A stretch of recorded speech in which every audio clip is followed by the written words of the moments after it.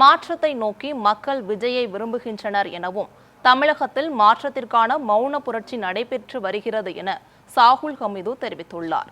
ராமநாதபுரம் சட்டமன்ற தொகுதியில் தமிழக வெற்றிக் கழக வேட்பாளராக போட்டியிடும் சாகுல் ஹமீது தீவிர தேர்தல் பிரச்சாரத்தில் ஈடுபட்டு வருகிறார்.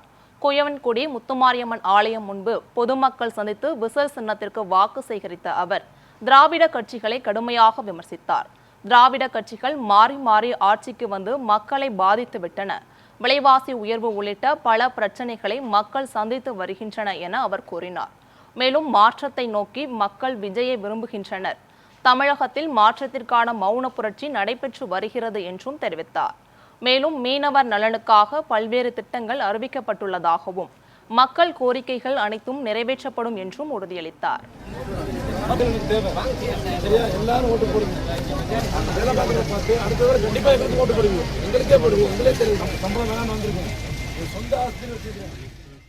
நான் தற்பொழுது ராமநாதபுரம் சட்டமன்ற தொகுதியின் குயவன்குடி ஊராட்சியில் குயவன்குடி என்கிற கிராமத்தில் நின்று கொண்டிருக்கிறேன்.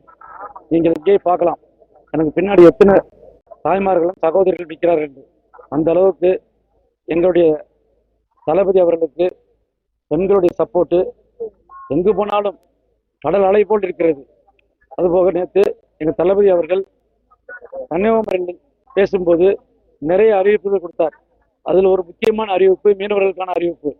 மீனவர்களின் மீன்பிடி தடை காலத்தில் இதுவரை கொடுத்த 8,000 ரூபா, ஒரு மாதத்துக்கு 8,000 ரூபா கொடுத்தா ஒரு குடும்பத்தில் 2 பேரோட சாப்பிட முடியாது. அதை 20,000 ரூபாயை உயர்த்தி கொடுப்பதாக தளபதி அறிவிச்சிருக்கிறார். அந்த 20,000 ரூபாய் கிடைச்சா அந்த ஒரு மாதத்துக்கு மீன்பிடி தொழில் நடத்த முடியாத மீனவர்கள் கண்டிப்பாக 20,000 அவங்க குடும்பத்தை நடத்த முடியும். இப்போ உள்ள விலைவாசி உயர்வுக்கு இந்த 2 திராவிட கட்சிகளும் மாறி மாறி ஆட்சி செஞ்சு விலைவாசியை கடுமையாக உயர்த்திருக்கிறார்கள்.